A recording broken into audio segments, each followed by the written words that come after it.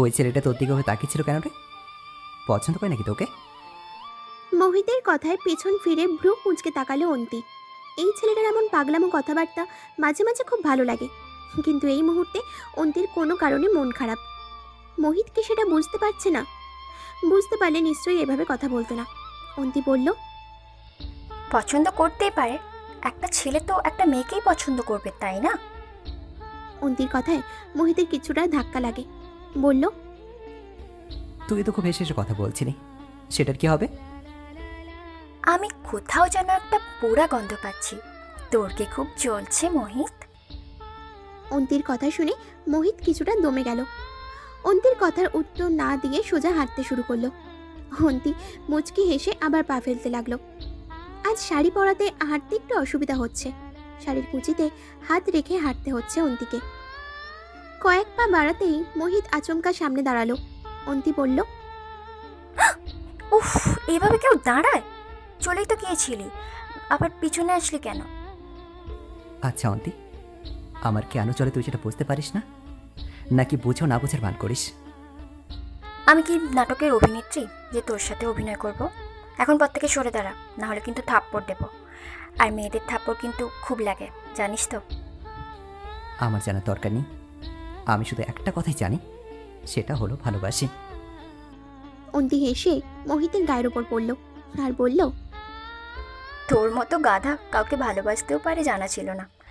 তা সেই অভাগী মেয়েটা কে শুনি? মোহিত অন্তির চিবুকের ওপর আঙুল রেখে বলল, তুই, এই জন্যই আমার খুব চলে। অন্তি রেগে ধাক্কা দিয়ে বলল, পথ থেকে সরে দাঁড়া তো, এমন ফাজলামি করবি না। এই বলেই হনন করে হাঁটতে শুরু করলো অন্তি। অন্তির ধাক্কায় মোহিত বেসামাল হয়ে পড়লেও শেষ মুহূর্তে নিজেকে সামলে দাঁড়ালো। গত 6 মাস ধরে শতবার ভালোবাসি বলার পরেও এমন আচরণের মানে মোহিতের জানা নেই। মোহিত অস্ফুট স্বরে বলল, অন্তি কি আমাকে পছন্দ করে না, নাকি অন্য কেউ আছে? এমন দ্বিধাদ্বন্দ্বে হাঁটতে শুরু করলো মোহিত। অন্তির পেছনে এসে বলল, তখন থেকে হেঁটেই যাচ্ছি, আমরা যাচ্ছিটা কোথায় একটু বলবি? জাহান্নামে যাচ্ছি হাওয়া খেতে, ভালো লাগলে সেখানেই থেকে যাব। যাবি আমার সঙ্গে? যাবো তো, দুজনে বসে বসে আগুনের চা খাবো, সঙ্গে ভালোবাসার গল্প, ঠিক হবে না? অন্তি কপাল ভাঁজ করে বলল, আগুনের চা? সেটা আবার কি? কেন, তুই জানিস না যার নামে সবই তো আগুনের, তাহলে চাটা আগুনের হবে না কেন? অন্তি মোহিতের কথায় কিছু বলল না। ডানে মন নিয়ে ঢুকে পড়ল সরু গলিতে। মোহিত সরু গলিতে পা ফেলতেই চোখ যেন কপালে উঠল। চারপাশের ময়লা ভ্যাপসা গন্ধে দম বন্ধ হওয়া জোগাড়। ময়লা স্তূপের চাপে পায়ে হাঁটার পথটুকুও দেখা যাচ্ছে না ভালো করে। মোহিত অন্তির দিকে তাকিয়ে দেখতে পেল মেয়েটা শাড়ির কুঁচি ধরে দিব্যি হেঁটে যাচ্ছে, যেন চারপাশে শরতের কাশফুল ফুটেছে। আর অন্তি ডানা মেলে মুক্ত পাখির মতো উঠছে। মোহিত নাকে হাত চেপে দ্রুত হাঁটতে শুরু করলো। নিজের ওপর ভীষণ বিরক্ত লাগছে মোহিতের। কেন যে অন্তির সঙ্গে আসার বায়না করেছিল, এখন তো মনে হচ্ছে সত্যি সত্যি জাহান্নামেই ঢুকে পড়েছে। ভীষণ কষ্টে ময়লা স্তূপের জায়গা পেরিয়ে আসলো মোহিত। অন্তি অনেকটাই সামনে চলে গেছে। কি স্বার্থপর মেয়ে, একটু পেছনে ফিরে তাকালো না? মোহিত রাগে গজগজ করতে করতে একটা বাড়ির সামনে এসে দাঁড়ালো। অন্তি দরজায় কড়া নাড়ছে। স্যাঁতস্যাঁতে দেওয়ালে আধ পাকা বাড়ি। দরজার কাঠে ঘুণ ধরতে শুরু করে দিয়েছে। নিচের কাঠের অংশের কিছুটা নেই। ছোটখাটো ইঁদুর অনায়াসে ঢুকে যেতে পারবে। প্রায় 2 মিনিট পর দরজা খুলল একটা 2 বছরের ছেলে। অন্তি ছেলেটার মাথায় হাত বুলিয়ে বলল, তোর মা কোথায় রে? ছেলেটি হাতের ইশারায় বলল ভেতরে আছে। মোহিত একটু সামনে এসে অন্তির কানের কাছে ফিসফিস করে বলল, এটা কার বাড়ি রে? এই আবর্জনা পেরিয়ে এখানে আসা মানে কি? অন্তি ডান হাতের কনুই দিয়ে মোহিতের পেট বরাবর মৃদু আঘাত করে দরজা সরিয়ে ভেতরে ঢুকে পড়ল। মোহিত বুঝতে পারছে না কি হচ্ছে। বসার জন্য ভেতরে এসে দেখতে পেল আসবাবপত্র বলতে তেমন কিছুই নেই। একটা ভাঙাচোরা চৌকি দেওয়াল ঘেঁষে দাঁড় করানো। দড়ি দিয়ে বেঁধে রাখা হয়েছে ইটের সঙ্গে। পাশে দেয়াল থেকে খসে খসে রঙের আস্তরণ পড়েছে সেখানে। পুরনো একটা টিভি রয়েছে, ঝাপসা স্ক্রিনে সিরিয়াল চলছে। ছেলেটি চৌকিতে বসে টিভির দিকে হাঁ করে তাকিয়ে আছে। মোহিত চৌকির কাছে আসতেই বলল, স্যার, আপনি বসলে ভেঙে যাবে, বেশি লোড নিতে পারে না। মোহিত ছেলেটার কথায় অপমানিত বোধ করছে। সে এতটাও মোটা নয় যে ভেঙে পড়বে। কোনো উপায় না পেয়ে মেঝেতে বসে পড়ল মোহিত। ছেলেটির দিকে তাকিয়ে বলল, তোর নাম কি রে? ছেলেটি টিভির দিকে তাকিয়ে বলল, বিল্টু, তাই মা বিল্টু সোনা বলে ডাকে। বিল্টু, তুই স্কুলে যাস না? না, আমরা গরিব, ঠিকমতো খেতেই পারি না, আবার স্কুলে গেলে টাকা লাগবে না। ছেলেটির কথা শুনে মোহিত আর কিছু বলল না। হঠাৎ শার্টের কোনায় টপ টপ দুফোঁটা পানি পড়তেই তাকালো মোহিত। টিনের ছিদ্র দিয়ে পুরনো জলের লাইন থেকে জল পড়ছে। মোহিত ভেতরে যাবে কিনা বুঝতে পারছে না। অন্তির কোনো দেখা নেই। মেয়েটা কোথায় যে গেল? উঠে দাঁড়াতে যাবে এমন সময় অন্তি বেরিয়ে আসলো। অন্তির পেছনে একজন মহিলাকে দেখা যাচ্ছে। জীর্ণ শরীরে ময়লা শাড়ি পরিহিত, শাড়ির বেশির অংশই ছেঁড়া। মোহিতকে দেখে মাথায় ঘোমটা দেওয়ার ব্যর্থ চেষ্টা। মোহিত উঠে দাঁড়িয়ে প্রণাম নমস্কার জানালো। অন্তি বলল, ও আমার কলেজের বন্ধু মোহিত। আজ তাহলে আসি রে, আর টাকাটা দিয়ে একটা শাড়ি আর বিল্টুর জন্য ভালো জামা কিনে নিস, কেমন? মহিলাটি শাড়ির আঁচল দিয়ে চোখ মুছে অন্তির মাথায় হাত রাখলো। মোহিত কি যেন ভেবে পকেট থেকে মানিব্যাগ বের করে 100 টাকার একটা নোট ছেলেটির হাতে দিয়ে বলল, নে, এটা দিয়ে চকলেট কিনে নিস, ওকে? মোহিতের এখন আর ময়লার গন্ধ নাকে লাগছে না, বরং নতুন পরিবেশে হাঁটতে ভালোই লাগছে তার। সরু গলি পেরিয়ে রাস্তায় আসতেই মোহিত বলল, তুই কি আজকাল দান সেরাও চেষ্টা করছিস? মানে শান্তিতে নোবেল পাওয়ার কোনো ইচ্ছা আছে নাকি? হঠাৎ এই কথা বললি কেন? এই যে ময়লা স্তূপ পেরিয়ে ওই বাড়ি থেকে ওই মহিলাটাকে সাহায্য করলি, তাই মনে হলো আর কি। রিকশায় কলেজে যাওয়া আসার সময় ওনার স্বামীর সাথে পরিচয়। ট্রাক দুর্ঘটনায় বছরখানেক আগে মারা যান তিনি। তারপর থেকেই মাঝে মাঝে দেখে আসি, সম্ভব হলে কিছু দেওয়ার চেষ্টা করি। এবার হাতের ইশারায় রিকশা ডাক দিল অন্তি। মোহিত বলল, এখন আবার কোথায় যাবি? একটু তো বসতে দে কোথাও।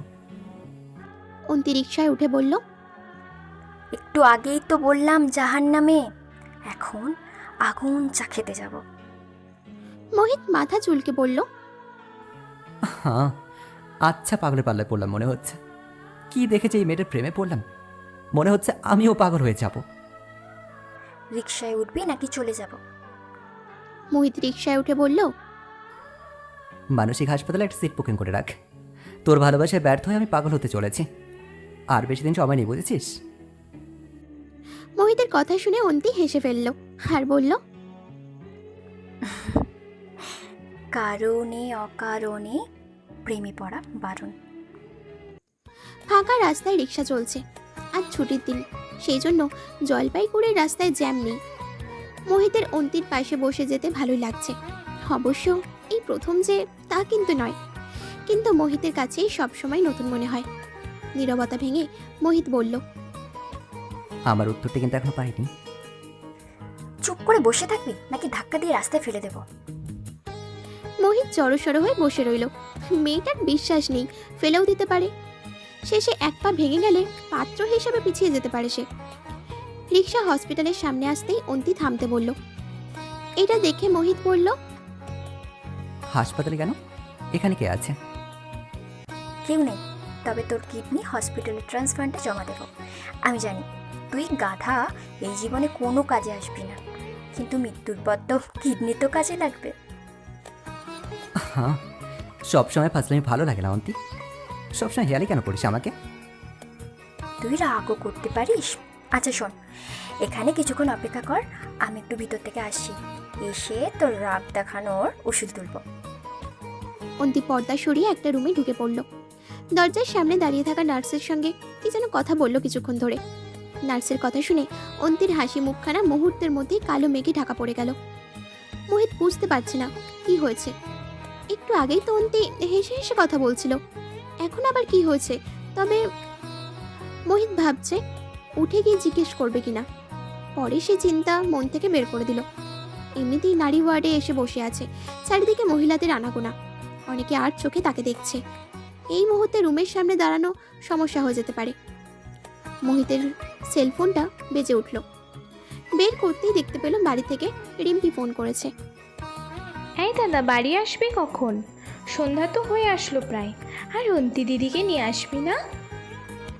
মোহিত একটু গলা ছাড়ি দিয়ে বলল, এই এত পাকা পাকা কথা কবে শিখেছিস রে? মারতেও বলে দিলাম। তুই প্রেম করতে পারবি আর আমি বললেই দোষ? মেয়েটাই তো রাজি হচ্ছে না, হেসেই উড়িয়ে দিচ্ছে। হঠাৎ একজন নার্স এসে সামনে দাঁড়ালো, মাঝবয়সী নার্স। তুমি কেমন স্বামী বলো তো? মোহিত তাড়াতাড়ি ফোন কেটে বলল, মানে কি বলছেন এসব আপনি? মাঝবয়সী নার্স মহিলাটি মোহিতের পাশে বসে পড়ল, একটা মোটা ফাইল হাতে ধরিয়ে বলল, দিন দিন শরীরের প্রতিরোধ ক্ষমতা কমে আসছে, অথচ তুমি স্বামী হয়ে বসে আছো, আবার কার সঙ্গে ফোনে হেসে হেসে কথা বলছো। না, আজকালকার সম্পর্কগুলো বোধ হয় এমনই হয়ে গেছে, মায়া বলতে কিছুই নেই। আপনার কথা ভুল হচ্ছে, আমি তো অন্তির। মোহিত কথা শেষ করতে পারল না, কথার মাঝেই থামিয়ে মহিলাটি বলল, আমার ভুল হচ্ছে না, মেয়েটা গত 6 মাস ধরে চেক আপ করিয়ে যাচ্ছে, মাঝে মাঝে আমার সঙ্গে বসে গল্প করে। এই কয়দিনে মায়া জন্মে গেছে। আমার কাছে টাকা হলে এভাবে চোখের সামনে একটা সন্তানকে কখনো শেষ হতে দিতাম না। ক্যান্সারে শরীরের রোগ বাসা বেঁধেছে, আজ আবার এসেছে চেক আপ করাতে। ডক্টর দিদি তো বিরক্ত হয়ে বলেই দিলেন, এভাবে বারবার পরীক্ষা না করিয়ে চিকিৎসাটা তো করুন, কিছুটা হলেও সুস্থ হবেন। ডক্টর দিদির কথায় সে হেসে বলে, এভাবেই তো দিব্যি যাচ্ছে। আচ্ছা, এটা কেমন উত্তর বলো তো? আর তোমাকে জিজ্ঞেসই বা করছি কেন? তুমিও তো সেই এমন দায়িত্বহীন স্বামী আমি কখনো দেখিনি। এমন সময় অন্তি ভেতর থেকে বেরিয়ে এসে বলল, কি রে, এখনো বসে আছিস তাহলে? আমি ভাবলাম আমাকে রেখে চলে যাবি। মাঝবয়সী নার্স মহিলাটি বলল, সে তোমার স্বামী নয়? আমি তো তাকে অনেক বকাঝকা করে ফেলেছি। উফ আন্টি, তোমাকে নিয়ে তো পারি না, কী যে করো। আচ্ছা, এখন আপনি যান, আমাকে বের হতে হবে। মোহিত, তুই কিছু মনে করিস না, চল তাহলে। পেছন থেকে অন্তির হাত ধরে ফেলল মোহিত। মাঝবয়সী নার্সের দিয়ে যাওয়া মোটা কাগজের ফাইল দেখিয়ে বলল, এসব কি অন্তি? আমি কি এতটাই বড় হয়ে গেলাম তোর কাছে? কখনো তো বলিসনি আমাকে। অন্তি মাথা নিচু করে বলল, মায়ায় জড়াতে চাইনি। এই পৃথিবীতে আমার আয়ু খুব বেশি নেই, কেন নিজের মায়ায় অন্য কাউকে জড়িয়ে কষ্ট দেব? মোহিত অন্তির কাঁধে হাত রেখে বলল, এইভাবে নিচে নিচে সব হয় না, নিজের কষ্টগুলো কাছের মানুষকে জানাতে হয়। তা অবেলায় চিকিৎসা কেন করছিস না তুই? টিউশনি করিয়ে নিজের খরচ টানতেই হিমশিম, সঙ্গে কিছু পথ শিশুর দায়িত্ব আমার কাঁধে। নিজের কথা ভাবলে ওদের কি হবে? আচ্ছা শোন, মনে হচ্ছে বৃষ্টি হবে, আমার একটু কাজ আছে, আজ তাহলে আসি। এই বলেই অন্তি হাঁটতে শুরু করলো আপন গন্তব্যের উদ্দেশ্যে। মোহিত ঠায় দাঁড়িয়ে রইল, ইচ্ছে করছে অন্তিকে আবার নিজের ভালোবাসার কথাটুকু জানাতে, কিন্তু অন্তি কি আবার ফিরিয়ে দেবে তাকে? সব কিছু সহ্য করা যায়, কিন্তু প্রিয় কেউ ফিরিয়ে দিলে সেটা মানা যায় না। অন্তির চোখেও জল জমেছে। মোহিত ছেলেটাকে সেও মনে মনে ভালোবাসে, কিন্তু মায়ায় জড়িয়ে তাকে কষ্ট দিতে চায় না। ছেলেটার খুব নরম মন, সহ্য করতে পারবে না সে। হঠাৎ বৃষ্টির ফোঁটা পড়ছে অন্তির গায়ে, ভাবছে এই মুহূর্তে মোহিত ছাতা নিয়ে এসে পাশে দাঁড়ালে কতই না ভালো হতো। আমি কিন্তু পাশেই আছি। মোহিতের কথায় চমকে উঠল অন্তি। সত্যিই তো, মোহিত ছাতা নিয়ে পাশে এসে দাঁড়িয়েছে। অন্তি কোনোই দিয়ে মৃদু ধাক্কা দিয়ে ছাতা ছেড়ে বেরিয়ে পড়ল। মোহিত বলল, সারা জীবন এইভাবেই ছায়া হয়ে থাকতে চাই, সুযোগ হবে কি অধমের? অন্তি পেছনে ফিরে কপট রাগ দেখিয়ে বলল, ঢং। তারপর মুচকি হেসে দাঁড়ালো। মোহিত জানে অন্তির এই হাসির মানে কি। এই বোকা মেয়েটাকে কখনো কাঁদতে দেবে না সে। ছায়া হয়ে পাশে থাকার শপথ নিয়ে পা বাড়ালো আজ থেকে।